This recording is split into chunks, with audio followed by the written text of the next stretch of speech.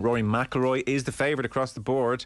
Justin Thomas is right behind him. John Rahm, last year's champion, defending champion, is kind of 12 to 1 territory. The world number one, Scotty Scheffler, similar. And then Xander Schauffele, who has a good record at US Opens without ever really threatening to win one, is in the mix. Patrick Cantlay, one of those consistent types, is a 20 to 1 territory. Jordan Spieth, similarly. Cam Smith, been in very good form across this season, is 20 to 1 as well. Sam Burns, another name who's featured prominently and had a win on the PGA Tour this year and had lots of top 10 finishes. Matt Fitzpatrick won a US Amateur on the same course, so he features. And Shane Lowry is kind of 25 to 1 territory. Peter Lowry was on our golf podcast earlier and told me that Shane Lowry would not finish outside the top 3, was his general expectation. There is much to discuss. John Huggan is the European golf correspondent for Golf Digest magazine. He is in Brookline. He's over at Boston. John, great to have you on. Nice to be here. Lovely to have you with us. So Brooks Koepka, he looked at you guys, the media, yesterday, and he said, you're casting a cloud over the US Open. Why can't you just let it go? He said to Ewan Murray, I think of The Guardian, who asked him about LIV Golf last week, he said, you can't drive a car looking in the rear view mirror, can you? To which Ewan said, probably not.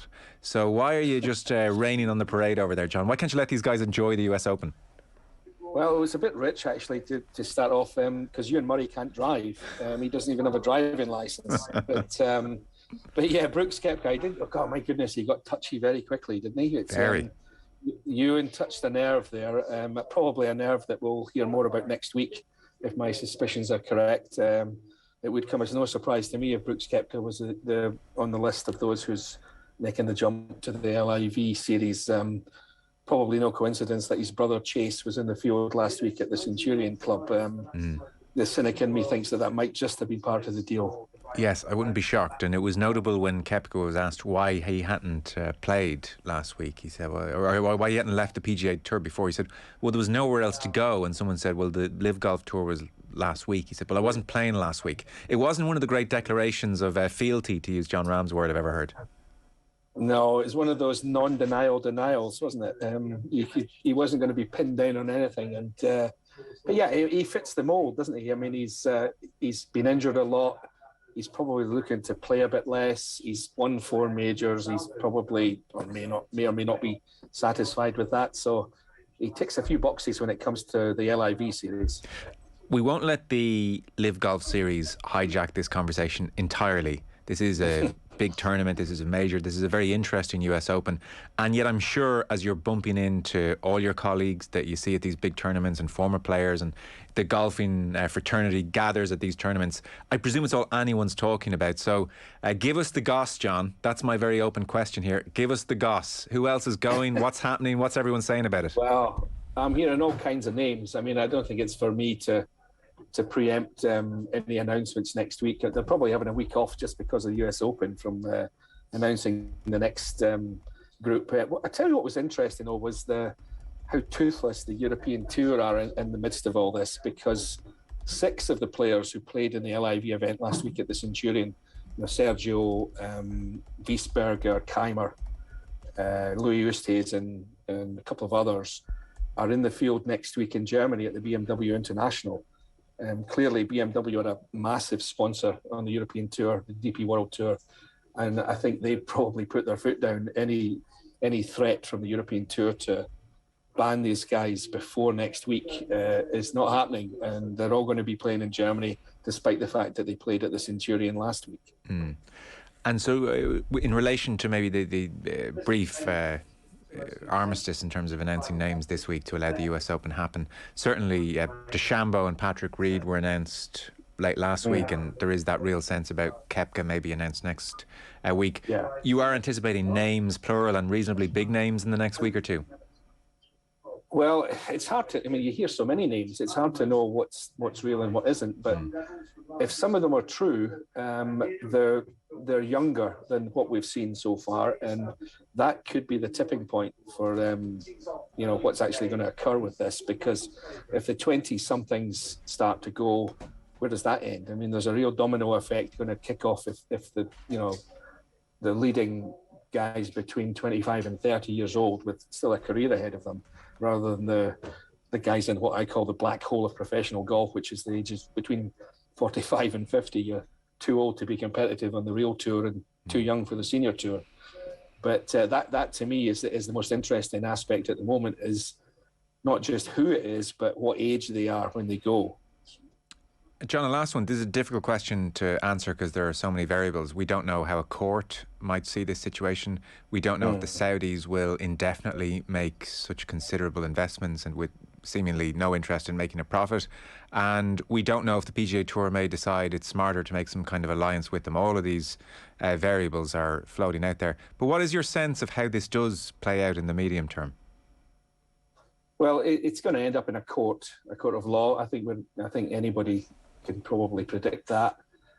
It's that, I'm no lawyer, but if you apply common sense, which is not always the case with the legal issues, you've got to look at it, and you've got to imagine that the independent contractor phrase is going to come back and haunt the tours a little bit. I mean, they've been telling the players for decades now that they're all independent contractors and can, as long as they fulfill the minimum requirement, which I think is 15 on the PGA Tour, they're free to do basically whatever they want after that. And if that principle is true, what's to stop them playing on the PGA Tour and on the LIV series?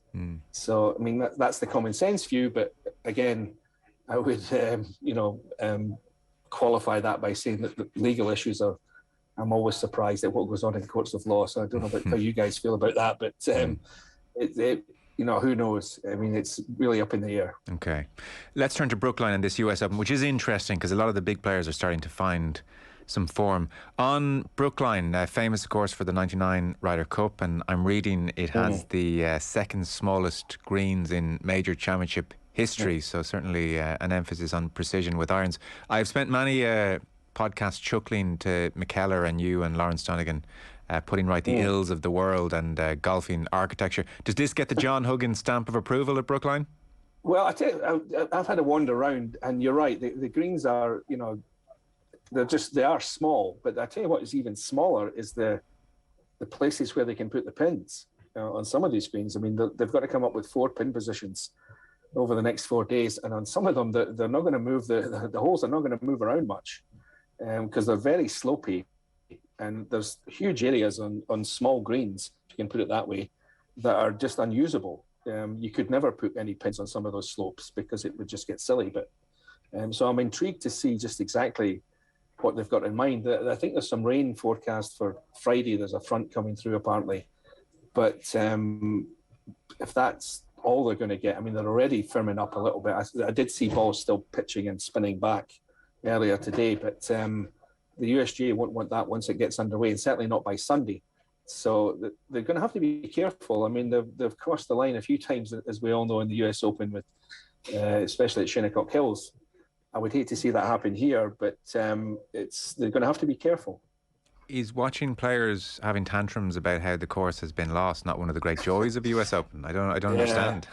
Yeah, there's always a lot of moaning and groaning, isn't there? My criticism of a traditional US Open, which this is probably one, is that it becomes a kind of one-dimensional test of execution. It's like, can you kick the ball through the goalposts?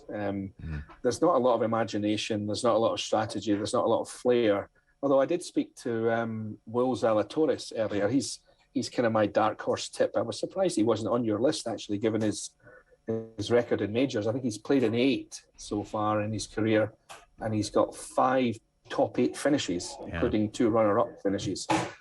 He's a ball striking machine. He's a bit dodgy sometimes on the putting, but he claimed that there was a fair bit of strategy out there. There's a few holes where they're going to be hitting irons off the tee, if that can be described as strategy. I think that in his mind it was.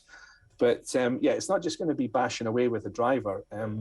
As he put it, I think the course is somewhere around 7,300 yards, but he said it'll play more like 7,500 because of the number of irons people will be playing off the tees. Okay.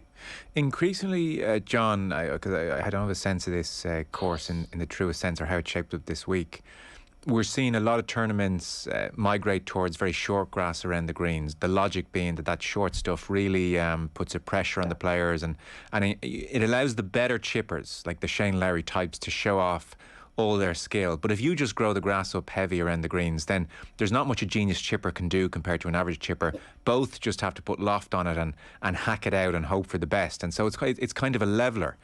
This is kind of leveler territory around the greens, I'm hearing. Absolutely. I mean, as I say, during my wander earlier, I watched the practice rounds are interminable, by the way. You can't watch them. I mean, they just take forever. And most of the time, as I was wandering there, was the time spent round the greens. They were all dropping balls into the gunge that's right up to the edge of the green, basically. And what was noticeable, as you just hinted at there, is that they were all playing exactly the same shot every single time. And to me, you know, I'm a fan of the short grass to the point where you want it a little bit longer than the green, because then people just putt from everywhere. If you make it, you know, if you cut it too tight, and then you're kind of gone full circle. Yeah. Everybody's doing the same thing. You want Shane Lowry. Shane Lowry is the perfect example. He used to be like the same with Seve. Seve used to say that, you know, all that gunge would take away his edge. Yeah. And Shane Lowry is definitely disadvantaged by all that rubbish around the greens. He's not going to get the chance to shine because, as you pointed out, he's dragged down to the same level as everybody else. You mentioned Zalatoris, so let's mention him. The reason I didn't get down to him is he's generally like 28-1 territory here, which is probably surprising. So the Zalatoris story is this guy's burst on the scene and done amazingly well in majors, and he was in a playoff with Justin Thomas at the most recent major. You can sum up his game very neatly. Approach to green, of all the players on tour this season, approach to green first. Tee to green, of all the players on this tour, second. Putting 161st. Yeah. But like, what is so admirable about him, John, he has the ugliest putting stroke in history and misses some of the worst putts in history. He keeps on coming back. He should have the yips by now. Well, I tell you what, he had the cheek to look me in the eye earlier today and say that he's never putted better than he is right now. Right. So if you take him at his word, get your money on him now, because if that's true, he's going to be up there somewhere, just because, as you say, tee to green, there are very, very few that can compete with him. He's a machine, tee to green. And I watched him play a couple of holes today, and it was up the fairway, middle on the green every time. So practice rounds don't mean much, but if that's an indication, he's a great each-way bet, if nothing else. At the other end of the spectrum, Rory McIlroy is the favourite, followed by Justin Thomas. So McIlroy's been busy all week, being the voice of good reason and common sense. And so McIlroy comes into this tournament off the win in Canada, and Justin Thomas comes in second, or third actually, indeed, and Tony Finau swooped in. But thereabouts in Canada, and won the PGA, so has another major under his belt.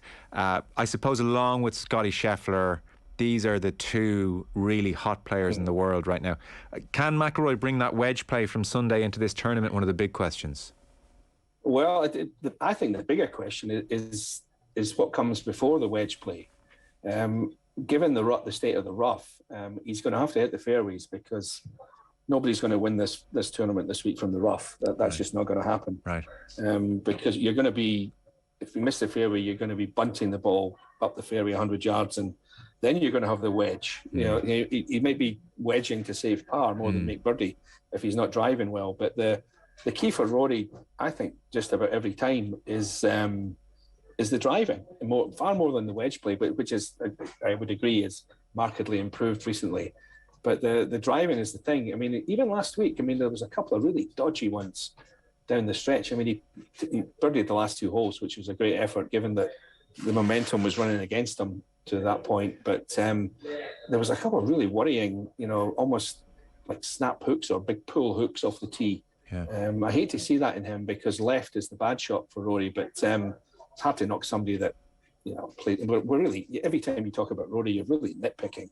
I mean, he's magnificent to watch. I mean, he's the most fun golfer out there to watch, I think. And if it's the old story, if everybody plays their best this week, he's going to win. You still think if he plays his best, he's the best? I do, absolutely. Yeah, he's his best golf is better than everybody else's, and which always makes me think of when people start comparing Tiger Woods and Jack Nicklaus. It's who's the better one. Jack Nicklaus has got the best record in the majors, obviously, but I think Tiger Woods has played golf better than anyone else has ever played golf. which is the difference between him and Jack. It's it's 1A and 1, isn't it? I mean, there's hardly any difference. But if you're splitting hairs, that's how I would do it. Those snap hooks of Rory's came at a vital period on Sunday when the pressure was on. I don't suppose in the midst of spouting all the ills of LIV Golf, he was asked what happened there. He's usually pretty open about his game. Yeah, he was. Yeah, he was. He was just kind of bouncy as he is when things are going well. But you're right, the subject veered off pretty quickly into other matters. I think people just kind of assumed, well, he's playing well, he won the tournament, which is fair enough. But yeah, he's become the spokesman certainly for the PGA Tour and maybe for golf. I'm not sure how much that's a good idea for him long term. I mean, it's got to be at least mentally taxing to take on that role. Yeah. But I think this week is slightly different in that even with LIV Golf, dominating the proceedings like it does, once the golf starts at a major championship, it takes over. And I think we'll get a 4-day break from LIV Golf, hopefully. Well, on that point, we had a golf podcast earlier, Golf Weekly, which Peter Lowry is on regularly, and he said he thinks Lowry shouldn't finish outside the top 3, all going well. Funny, his one concern was that Lowry has been grouped with 2 of the LIV Golf baddies in Phil Mickelson and Louis Oosthuizen. Phil got a pretty, I think, good reception yesterday. I wonder, is there an anticipation of some boozed up Bostonians coming out and turning that group into a circus? Well, we're certainly in the right place for that. I was here, actually. The last time I was here was in 1999 for the Ryder Cup.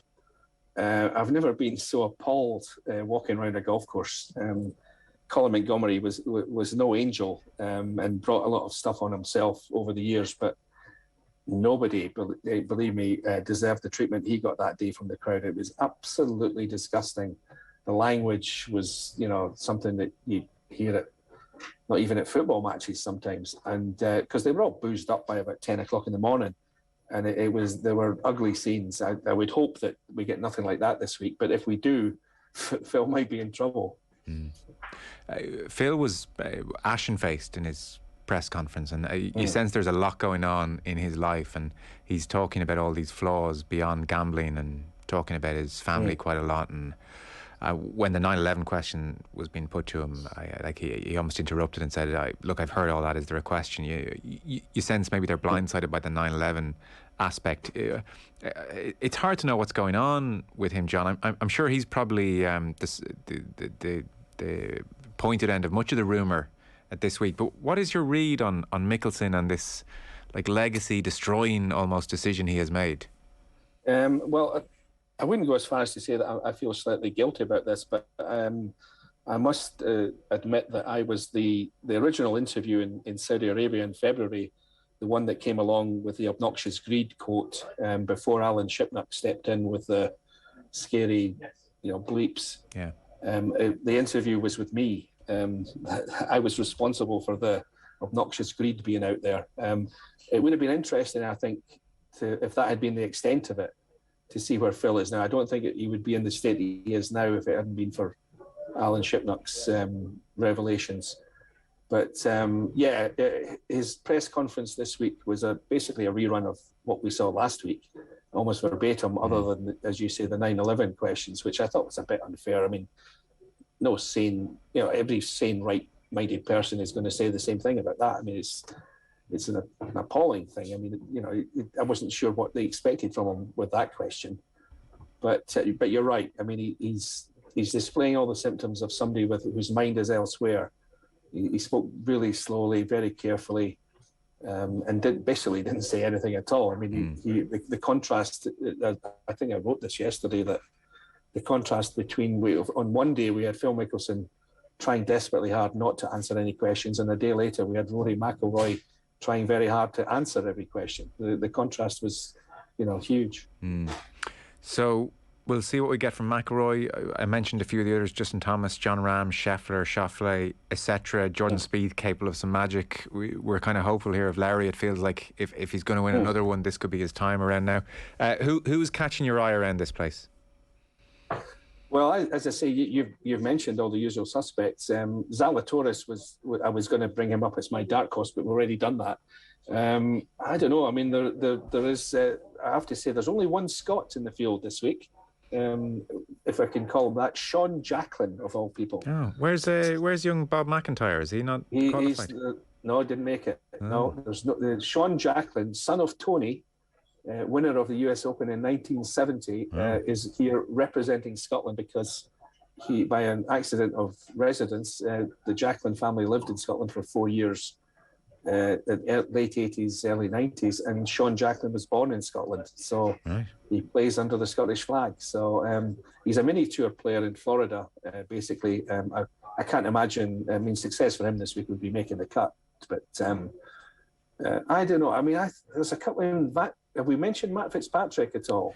Briefly. His name came up earlier. US amateur winner on this course, and obviously was in the final grouping or two at the last major. Yeah, I think it would be hard. Would be hard pushed to say that the course would be set up in the same way for the US amateur as it is for this week. But he fits again. He ticks all the boxes when it comes to the US Open. I mean, he hits it up the fairway. He hits a lot of greens. He's short. He putts really well. It would come as no surprise to me that if he was repeated his performance at the PGA last month, where, to be fair, he really should have won. Yeah. And what chance we can develop some kind of culture war in golf where we have the LIV Golf team versus the good guys, and we have certain fans supporting the LIV Golf guys. And I wonder what LIV Golf guy might win this, Bryson or... Well, yeah, I'm not betting on any of them. They've got too much going on in their heads to play here. So it's one might play well, but Shane Lowry actually had a great answer when he was asked about playing with the two of them, and he said about whether he would go, and he says, no, those guys don't want to play against me every week, which I thought was a great answer. Yeah.